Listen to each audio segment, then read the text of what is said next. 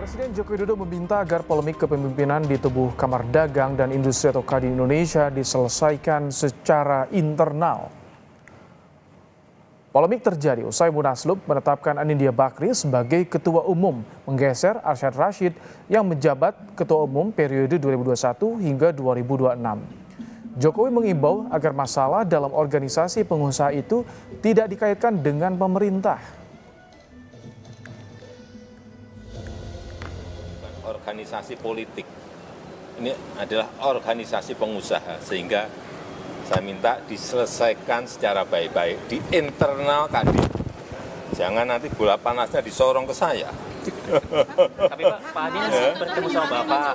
Pak Adin mau bertemu sama Bapak. Pak Arsyad Rashid juga ingin bertemu sama Siapapun Bapak. bertemu dengan saya terbuka, nggak ada masalah. Tapi sekali lagi, selesaikan masalah Kadin ini di internal Kadin.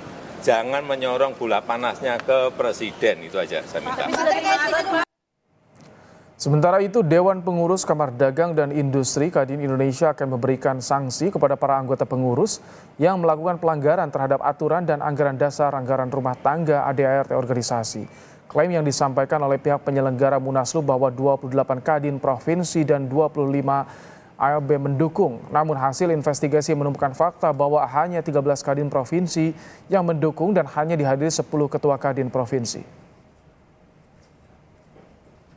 Ada data-data awal yang sudah kita terima terkait dengan anggota-anggota kita yang melakukan pelanggaran-pelanggaran, baik pelanggaran organisasi maupun pelanggaran hukum.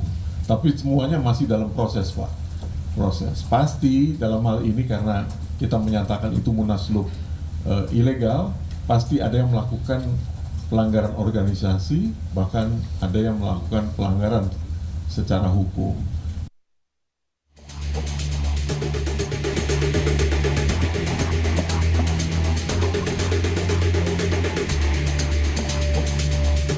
Hasil Munaslup yang menetapkan Anindya Bakri sebagai Ketua Umum Kadin menuai pro dan kontra. Menanggapi dualisme kepemimpinan Kadin Anindya Bakri, Arsyad Rashid, ex-Menkumham Yasona Lauli bilang harus dikaji kembali pihak mana yang melakukan Munas sesuai dasar hukum dan aturan Kadin. Aturannya seperti apa? Jadi kalau saya pasti melakukannya melihat anggaran dasar anggaran rumah tangga dari masing-masing mana yang merasa melakukan Munaslup dengan benar, Munas dengan benar. Sebelumnya Menkumham Supratman Andi Aktas bilang pengesahan struktural Kadin saat ini masih menunggu keputusan Presiden. Kami ikut sesuai dengan aturan dan ini menjadi kehendak bagi seluruh mayoritas pengurus Kadin daerah, provinsi, dan pemerintah dalam hal ini tentu akan ikut dengan keputusan yang dihasilkan oleh teman-teman di Kadin. Nanti kan semua keputusan Presiden pasti nanti akan melewati proses harmonisasi di Kementerian Hukum dan HAM. Atas terpilihnya Anindya Bakri lewat Munaslup, Arsyad Rashid pun menyurati Presiden Jokowi, meminta pemerintah turun tangan untuk menyelesaikan masalah dualisme kepemimpinan Kadin. Diproses, itu pasti diproses. Nggak mungkin langsung seketika, itu ada proses yang harus dilihat dan semua bagaimana, harus ada verifikasi. Makanya kami tadi memohon sangat sebesar-besarnya kepada pemerintah untuk turun tangan, untuk ikut serta dalam menyelesaikan. Kenapa? Karena kami itu adalah bagian daripada mitra strategis pemerintah. Dan di situ juga dalam undang-undang, Kadin itu dikatakan bahwa pemerintah itu bagian pengawasan yang ada di dalamnya. Itu ada tertulis di dalam undang-undang. Ya.